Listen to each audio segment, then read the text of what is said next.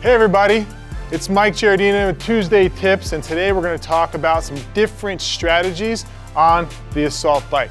Specifically, we're going to talk about when it's appropriate to push and pull with the handles, or just push or just pull. So let's talk about our first strategy, pushing and pulling with the handles. This is probably going to be the most appropriate when you have a short distance, like really high effort sprint, where essentially you're going all out, and to some extent, efficiency doesn't really matter. It's really just everything you can put into hammering out these pedals and pushing and pulling with these handles as hard as you can for a short distance, and then you're done. The other strategy we're going to talk about is when it's appropriate to just push. This is probably more appropriate when you are doing a longer distance and you're thinking more about movement efficiency. Essentially, we're looking for sustainability, right? We want to be able to maintain a challenging pace for a long period of time.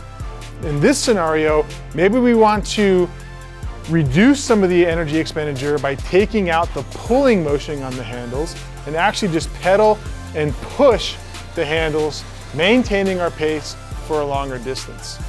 The other time where you might just push the handles is if this assault bike is paired with a movement that is a lot of pulling. So let's say we were doing an assault bike sprint for calories, and then you were doing a lot of pull-ups. Well, you're going to be fatiguing those pulling muscles. So here, even if it was short distance, we might just focus on pedaling and pushing the handles. And then the last strategy we're going to talk about is when the assault bike is paired up with a lot of pushing movements.